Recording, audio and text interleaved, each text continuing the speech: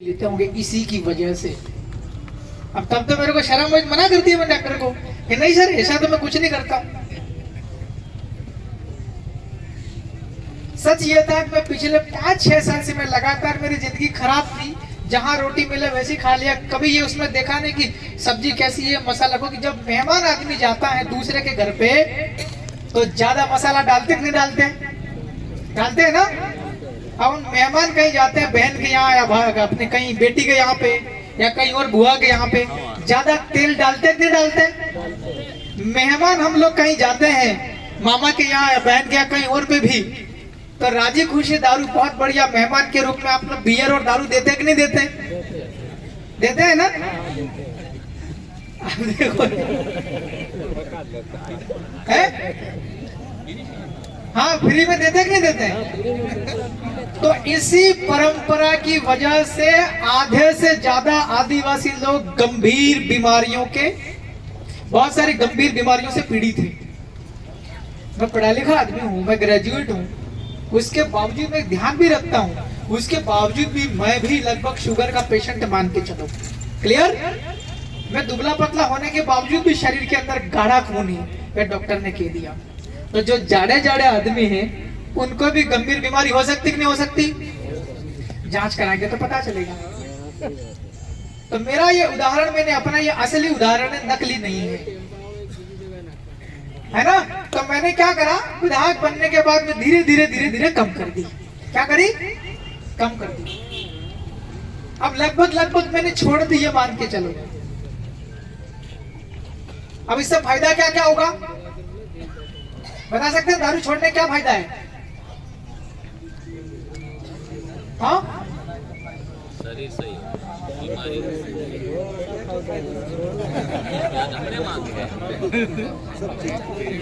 एक तो हमारा शरीर सही हो जाएगा। क्या हो जाएगा? आप लोग ज्यादा जिंदा रहेंगे। क्या होगा? ज्यादा जिंदा रहेंगे।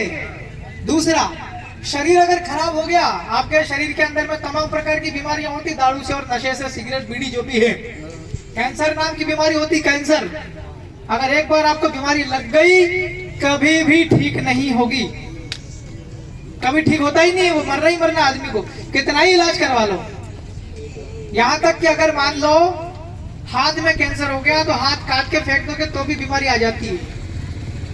अगर पैर में बीमारी लग गई तो वो पैर काट के फेंक दो तो भी बीमारी वापस पकड़ लेगी।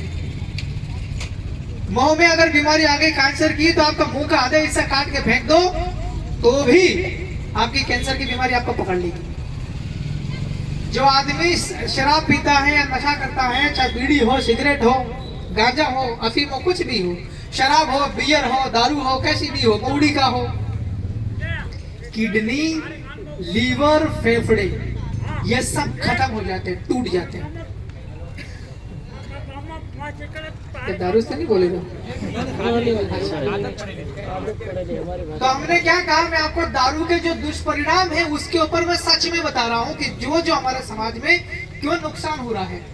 शराब पीने से आदमी जल्दी मर जाता, शराब पीने से आदमी बीमार हो जाता, शरीर के अंदर बहुत जो जरूरी चीजें होती हैं वो खराब हो जाती है।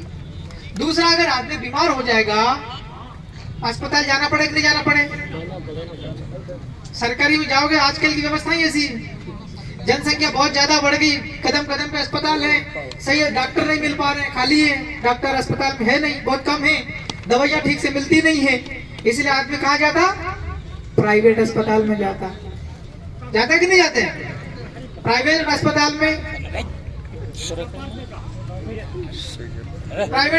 में आपसे पैसे ज्यादा ले लिए जाते हैं। प्राइवेट अस्पताल में पैसे देना पड़ता है, ऐसा फ्री में इलाज नहीं होता जैसा सरकारी में होता है, इसलिए आदमी इलाज में लुटा जाता है। तो हम लोग तो ये कहना चाहता हूँ मैं तो कि शराब पीने से बहुत नुकसान है। आदमी अगर शराबी बन जाता है, उसकी आदत पड़ जाती है दारू पीने की, वो अपने घर को चलाने पर ध्यान नहीं देता है। छोटे छोटे बच्चे हैं, उनकी एजुकेशन में, पढ़ाई लिखाई पे ध्यान नहीं देता है। बुजुर्ग लोग, हम बात करते हैं बुजुर्गों से कि आपने आपके लड़कों को क्यों नहीं पढ़ाया?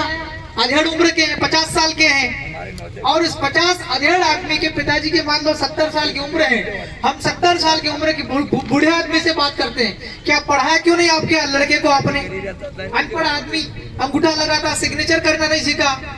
बुजुर्ग लोग बोलते हैं कि विधायक जी कहाँ नौकरी मिलती